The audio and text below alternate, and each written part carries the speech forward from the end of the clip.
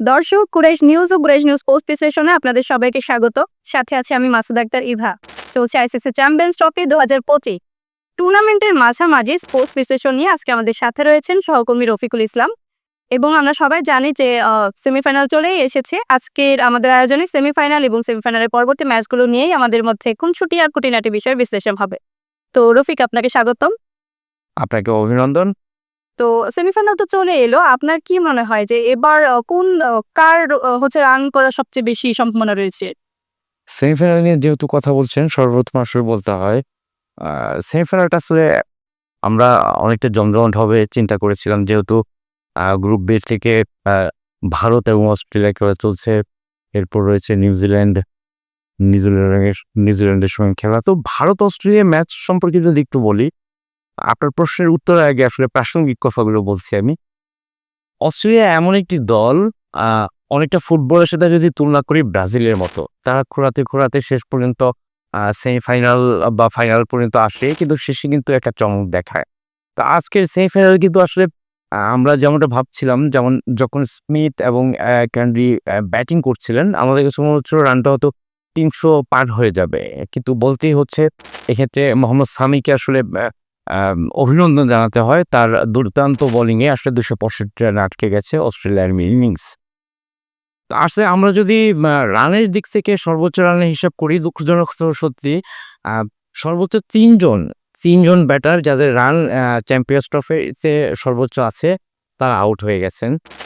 প্রথমত Ben Duckett ইংল্যান্ডের হয়ে ৩টি ইনিংসে ২২৭ রান করেছেন। এরপর হচ্ছে জো রুট, উনিও ইংল্যান্ডের ৩টি ইনিংসে ২২৫ রান করেছেন। যদিও তাদের এই ইনিংসগুলো আসলে কিন্তু কার্যকরী হয়নি। কারণ একটা ব্যাটার যদি সর্বোচ্চ রান সংগ্রাহক থাকে, আর সেই রান করার পেছনে দলের জয়ের পেছনে যদি ভূমিকা থাকে, তার কিন্তু ভূয়সী প্রশংসা হয়। তো এই ক্ষেত্রে বলতে হয় তারা সর্বোচ্চ রান সংগ্রাহক হওয়ার পরেও ইংল্যান্ড কিন্তু একটি পয়েন্টও আদায় করতে পারেনি এবার চ্যাম্পিয়ন্স ট্রফিতে। তিনি রয়েছেন ইব্রাহিম জাজরান, যে বিষয়ে না বললেই নয়। তার একটি দুর্দান্ত ইনিংস ১৭৭ রানের, যেটি খুব প্রশংসিত হয়েছিল। তার সংগ্রহ ৩ ইনিংসে ২১৬। তো আফগানিস্তানও বাদ পড়ে গেছে। তো ৪ নম্বরে আসলে নিউজিল্যান্ডের টম লাথাম, তার জন্য একটি সম্ভাবনা রয়েছে। তিনি আছেন ১৮৭ রানে। আ পরে যে সেমিফাইনালটি রয়েছে, সেই সেমিফাইনাল যদি তার কাছ থেকে ৭০ বা ৮০ রানের একটা ইনিংস পাই, অথবা যদি সেঞ্চুরি চলে আসে, তাহলে আমার মনে হয় সেই সর্বোচ্চ সংগ্রাহকে চলে যাবে। আর বেন ডাকেট বা জো রুটের কথা যদি বলি, যদি তাদেরকে কেউ ওভারকাম করতে না পারে, তাহলে সর্বোচ্চ সংগ্রাহক হিসেবে হয়তোবা তারাই প্রতিষ্ঠিত থাকবে। আচ্ছা, যেহেতু রানের প্রশ্ন আসলো, তো রানের সাথে সাথে উইকেটেরও প্রশ্ন আসে।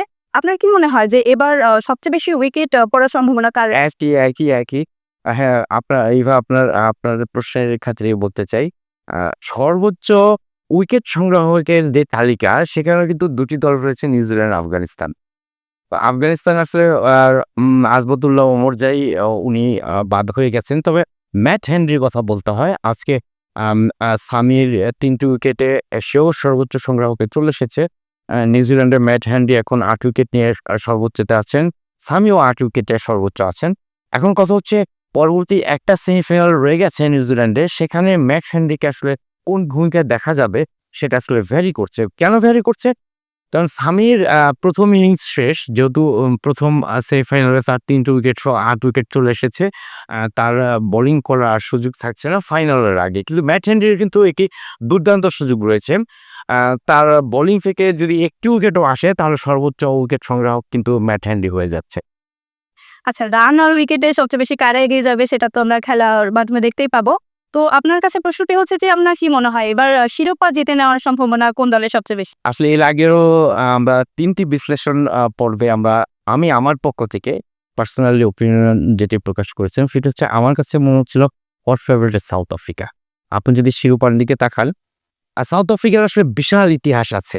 সেই স্টিভ ওয়াম, আ আ সেই আমল থেকে যখন তাদেরকে চোকার্স বলে ডাকা হতো। চোকার্স শব্দের অর্থ যদি আমরা যাই, চোকার্স বলতে বোঝানো হয় আগে থেকে অনুমান করা যে তাদের ফলাফলটা কি হবে। আপনি যদি এর আগের বৈশ্বিক যত টুর্নামেন্ট আছে, আইসিসি বলেন বা বড় ইভেন্ট যেগুলো বলেন, প্রত্যেকটা ইভেন্টে সাউথ আফ্রিকা শুরু থেকে শেষ ভালো খেলে। শেষে সেমিফাইনাল, কোয়ার্টার ফাইনাল কিংবা ফাইনালে এসে আসলে তারা কি ধরা খেয়ে যায়।